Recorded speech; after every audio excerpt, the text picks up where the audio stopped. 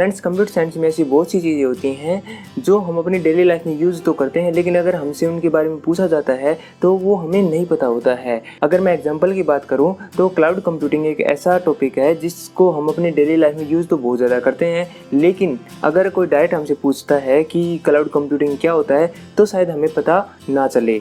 अगर आपको भी क्लाउड कंप्यूटिंग के बारे में नहीं पता है तो आप इस वीडियो को पूरा देखिए, क्योंकि आज मैं आपसे क्लाउड कंप्यूटिंग के बारे में ही बात करने वाला हूं। तो फ्रेंड्स, कंप्यूटर साइंस की एक और क्लास में आपका स्वागत है। मेरा नाम है नीरज और मैं आपके सामने कंप्यूटर साइंस से रिलेटेड बहुत से टॉपिक एक्सप्लेन करता हूं। तो आज मैं आपसे बात करने वाला हूं क्लाउड कंप्यूटिंग के बारे में। तो देखते रहिए CS क्लास।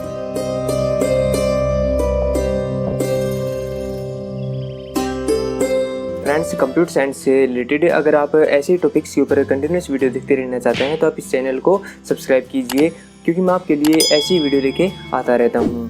फ्रेंड्स, वैसे जो क्लाउड कंप्यूटिंग का कॉन्सेप्ट है वो एक नया कॉन्सेप्ट नहीं है, वो तब से चल रहा है जब से हमारे कंप्यूटर्स बनना स्टार्ट हुए हैं। क्योंकि जब कंप्यूटर बनना स्टार्ट हुए थे तो उस टाइम के ऊपर पर्सनल कंप्यूटर नहीं होते थे। जब भी हमें कोई कंप्यूटर का टास्क करना होता था तो उसके लिए हमें रेंट पे, या जो सर्विस है कंप्यूटिंग की वो हमें रेंट पे लेनी होती थी और उसके लिए हमें पे करना होता था। और वही टेक्नोलॉजी आज एक एडवांस टेक्नोलॉजी के रूप में हमारे सामने आई है। आज भी हम जो कंप्यूटिंग सर्विस है उसको रेंट पे लेते हैं और उसका यूज़ करते हैं। तो अब हम स्टार्ट करते हैं क्लाउड कंप्यूटिंग के बारे में। तो क्लाउड कंप्यूटिंग दो वर्ड से बना है, क्लाउड और कंप्यूटिंग। इसके अंदर जो क्लाउड है उसका मीनिंग होता है इंटरनेट, और कंप्यूटिंग यानी कंप्यूटर, यानी कि एक ऐसी कंप्यूटर की सर्विस जिसको हम इंटरनेट के द्वारा यूज़ करते हैं। तो basically cloud computing computer technology और इंटरनेट बेस्ड डेवलपमेंट का ही एक कॉम्बिनेशन फॉर्म है। और क्लाउड कंप्यूटिंग हमें अलग अलग प्रकार की on demand computing service provide करता है, जिसके अंदर स्टोरेज से रिलेटेड हो सकता है, परफॉर्मेंस से रिलेटेड हो सकता है और प्रोसेसिंग पावर से रिलेटेड हो सकता है। अब आपके दिमाग में ये क्वेश्चन आ रहा होगा कि जब हमारे पास अपना कंप्यूटर है तो हम कंप्यूटर की और एक्स्ट्रा सर्विस क्यों यूज़ करें और उसके लिए हम एक्स्ट्रा क्यों पे करें। तो फ्रेंड्स, क्लाउड कंप्यूटिंग के अंदर ऐसी बहुत सी चीज़ें हैं जिनको हम अपने कंप्यूटर के अंदर यूज नहीं कर सकते और उसी के लिए हमें क्लाउड कंप्यूटिंग की सर्विस यूज़ करनी पड़ती है। फॉर एग्जांपल, अगर हम अपने लिए एक वेबसाइट होस्ट करना चाहते हैं तो उस वेबसाइट को होस्ट करने के लिए, उसको स्टोरेज प्रोवाइड करने के लिए हमें क्लाउड कंप्यूटिंग की ज़रूरत पड़ती है। क्योंकि जिस कंप्यूटर के द्वारा हम अपनी वेबसाइट को होस्ट कराना चाहते हैं उस कंप्यूटर में हाई स्पीड इंटरनेट कनेक्शन भी होना चाहिए और वो 24/7 काम भी करना चाहिए।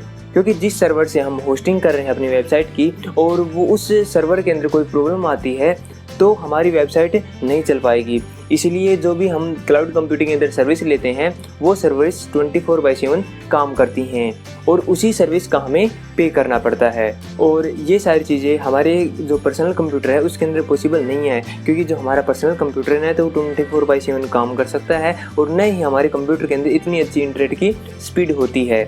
और जो स्पीड आती है वो भी हमारी वेरी करती रहती है, कभी हाई हो जाती है और कभी लो हो जाती है, जिस वजह से हमारा कंप्यूटर है उसको हम एज ए सर्वर यूज़ नहीं कर सकते। वैसे जितनी भी क्लाउड कंप्यूटिंग की सर्विस होती हैं वो सारी पेड नहीं होती। बहुत सी जो क्लाउड कंप्यूटिंग की सर्विस होती हैं वो फ्री भी होती हैं। जैसे गूगल का जीमेल है जिसको हम फ्री में यूज़ करते हैं, उसके लिए हम किसी प्रकार का कोई भी पेमेंट करने की ज़रूरत नहीं पड़ती।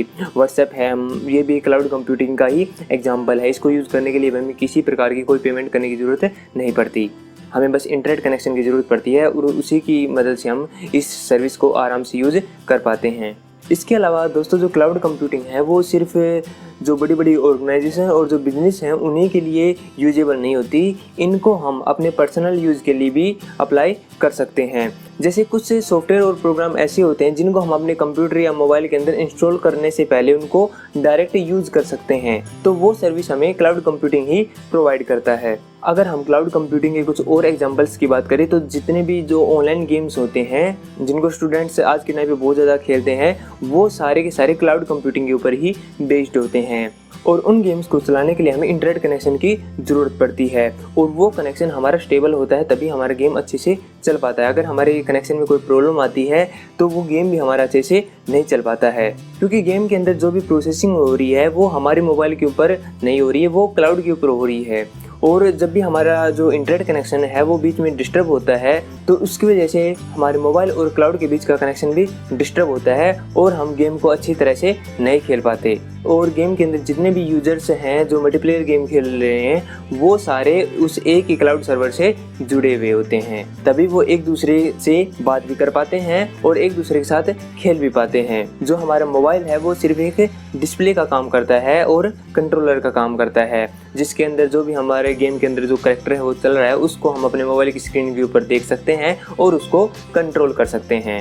अब क्लाउड कंप्यूटिंग के अंदर दो टाइप के क्लाउड्स होते हैं, एक होता है पब्लिक क्लाउड और एक होता है प्राइवेट क्लाउड। पब्लिक क्लाउड वो होता है जो पब्लिकली सभी के लिए अवेलेबल होता है और वो सभी के लिए फ्री भी होता है, उसके लिए हमें किसी प्रकार की कोई पेमेंट करने की ज़रूरत नहीं पड़ती। जैसे हम जीमेल यूज़ करते हैं वो सारी हमारे लिए फ्री होती है, तो ये किसका एग्जांपल है, एक पब्लिक क्लाउड का। और अगर हम प्राइवेट क्लाउड की बात करें तो जो प्राइवेट क्लाउड होता है वो पब्लिक क्लाउड से बिल्कुल अलग होता है, यानी कि उसके लिए हमें पेमेंट करनी होती है और उसकी जो सर्विस होती है वो फ्री नहीं होती। जैसे माइक्रोसॉफ्ट एक्सचेंज सर्विस जो हमें फ्री में अवेलेबल नहीं होती है, अगर हम उसको यूज़ करना चाहते हैं तो उसके लिए हमें पेमेंट करनी होती है। और इसके बाद अगर हम क्लाउड कंप्यूटिंग की जो सर्विस होती है उनकी टाइप्स के बारे में बात करें तो ये 3 टाइप्स की होती हैं। सबसे पहला होता है IaaS यानी इंफ्रास्ट्रक्चर एज ए सर्विस।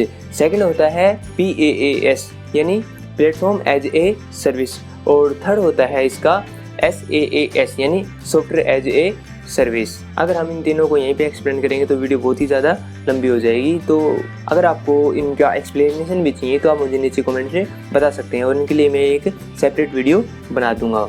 इसके बाद हम ये सोचते हैं कि जो क्लाउड कंप्यूटिंग सर्विस है वो हम क्यों यूज़ करते हैं अपने बिजनेस के अंदर। तो क्लाउड कंप्यूटिंग को अपने बिजनेस में यूज़ करने के 3 रीज़न होते हैं जिनकी वजह से हम इसको अपने बिजनेस में भी यूज़ करते हैं। पहला होता है एफिशिएंसी, दूसरा होता है फ्लेक्सिबिलिटी और तीसरा होता है स्ट्रेटेजिक एज। अगर हम इसकी एफिशिएंसी के बारे में बात करें तो जैसा कि मैंने बताया कि इसमें जो भी हम चीज़ें यूज़ कर रहे हैं वो हमारी नॉन स्टॉप चलती रहती है, इनके जिसके अंदर कोई भी इंटरनेट सर्विस हो सकती है, कोई सॉफ्टवेयर की सर्विस होती है या फिर जो भी हम इनसे अलग अलग टाइप की सर्विस ले रहे हैं वो सारी की सारी सर्विस नॉन स्टॉप होती हैं।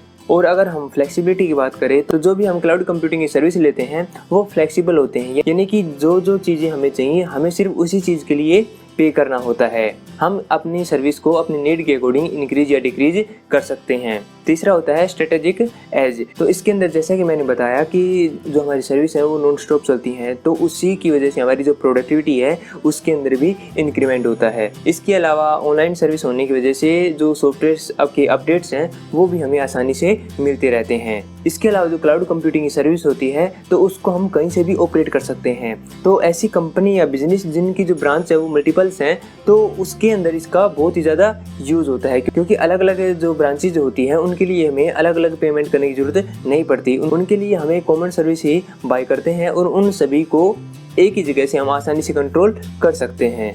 और इसके बाद हम बात करते हैं इसकी एडवांटेजेस के बारे में। तो इसकी जो सबसे पहले एडवांटेज आती है वो आती है इसकी कॉस्ट सेविंग, यानी कि जो भी हम जो सर्विस यूज़ करते हैं अगर हम उसको अपने कंप्यूटर में इम्प्लीमेंट करते हैं, जो भी सॉफ्टवेयर हार्डवेयर जो हमें चाहिए उन सभी को अगर हम अपने कंप्यूटर के ऊपर अप्लाई करेंगे तो वो हमारे लिए बहुत ही ज़्यादा कॉस्टली हो जाएगा। और इसी सर्विस को अगर हम रेंट पे लेते हैं तो वो हमारे लिए बहुत ही ज़्यादा बेनिफिशियल होती है। तो इसकी जो पहली एडवांटेज है वो है इसकी कॉस्ट सेविंग। सेकेंड एडवांटेज है इसकी सिक्योरिटी।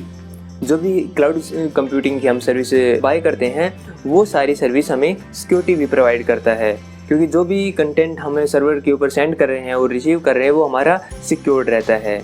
थर्ड एडवांटेज आती है इसकी फ्लेक्सिबिलिटी की, यानी कि जो भी सर्विस हम ले रहे हैं वो फ्लेक्सिबल होती है, उसको हम अपनी नीड के अकॉर्डिंग इंक्रीज या डिक्रीज कर सकते हैं। और लास्ट में अगर हम इसकी डिसएडवांटेज के बारे में बात करें तो इसकी जो सबसे बड़ी डिसएडवांटेज है वो है इसकी इंटरनेट कनेक्शन की, क्योंकि जो क्लाउड कंप्यूटिंग की जितनी भी सर्विस होती हैं उनको हम बिना इंटरनेट कनेक्शन के यूज नहीं कर सकते। अगर हमारे पास इंटरनेट कनेक्शन नहीं है तो क्लाउड कंप्यूटिंग की सर्विस को हम यूज नहीं कर सकते। उसके बाद है टेक्निकल प्रॉब्लम।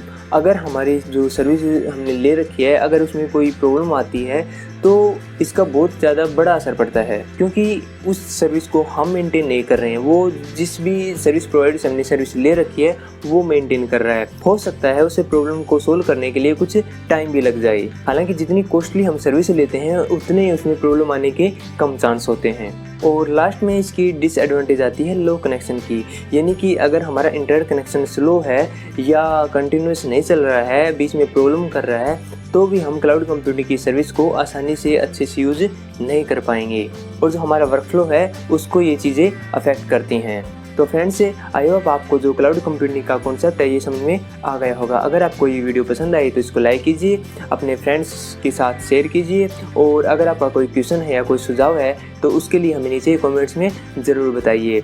और ऐसी वीडियो कंटिन्यूस देखते रहने के लिए हमारे चैनल CS क्लास को सब्सक्राइब करना बिल्कुल ना भूलें, क्योंकि मैं आपके लिए ऐसी वीडियो लेके आता रहता हूँ। Thank you, have a nice day.